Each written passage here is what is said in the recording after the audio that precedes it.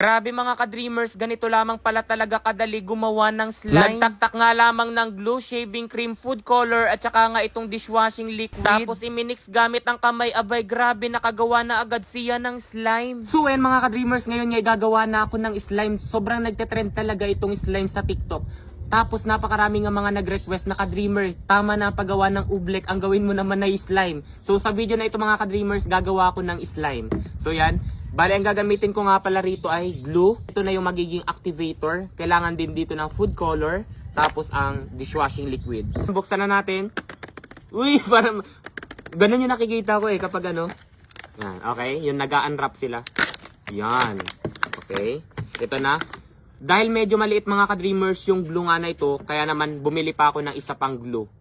Yan. Ito na yung magiging food color natin. So yan, ito. And ito yung activator. So yan, simulan na natin. Dito na ako gagawa sa ibabaw ng table. Siyempre, itatakta ko na ito rito sa ibabaw ng table. Yun! Yan! Diba? So yan. Ay, ang dami na parami. Hindi ko muna ilalahat. Lagay naman ako ng ito, activator. Yun. Okay. Then, imimix daw. Yun. Ganyan. Mix lang. Medyo tagilid yung aking ano. Yan, lagay tayo nito.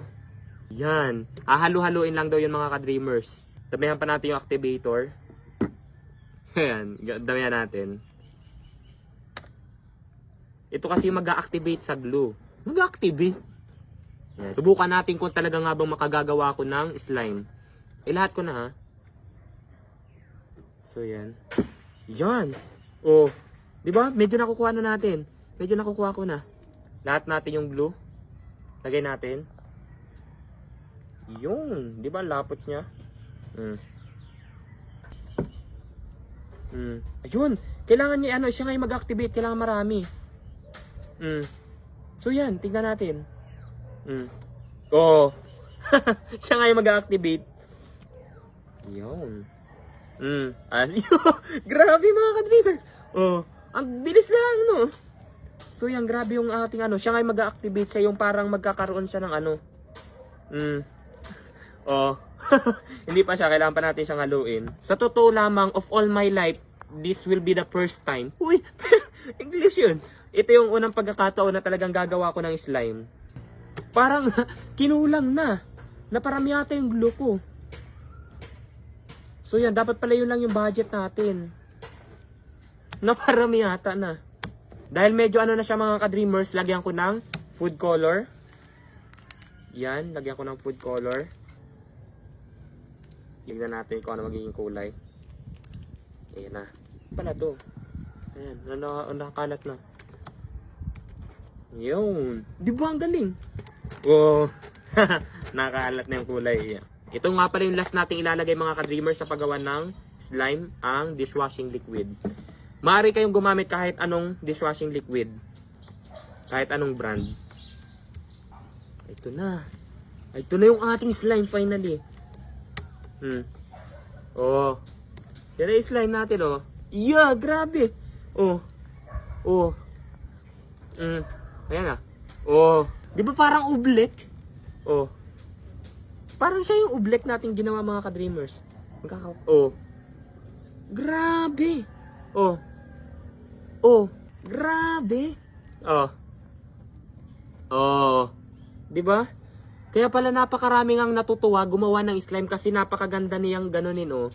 Napakaganda niyang i-squeeze. Oh, squeeze ko. Oh. Oh. 'Di ba? Oh. Oh. Grabe. Tingnan niyo mga ka-dreamers. So yan, tingnan niyo ha. Okay. Oh. Oh. 'Di ba? Galing. So yan. Ang bango. Oh. Oh. Oh. Oh. 'Di ba ang galing? Grabe, ganito lamang pala kadali talaga gumawa ng slime mga ka-dreamers. Oh. 'Di ba? Oh. Oh. Hami. Ganun yung mga nakikita ko, naglalaro sila ng slime sa kamay. Ganyan oh. Oh, tignan nyo oh. 'Di ba? Ang galing. Oh. Yan, kuhain pa natin to. Kain natin. So yan, tignan natin. Tignan nyo mga ka-dreamers. Ano ko siya sa kamay ko. So yan. Yun. Okay. Kuhain natin. Yun. Tignan nyo. So yan, tignan nyo ha. Oh. Ooh. Ganito lamang pala talaga kadali gumawa ng slime. Kala ko talaga napakahirap gumawa ng slime kasi napakarami nga nagre-request nun sa akin. Hindi ko pinagbigyan. Hindi ko lamang talaga agad nagawa kasi kala ko napakahirap nga gumawa ng slime. Pero, without all knowing. So yan.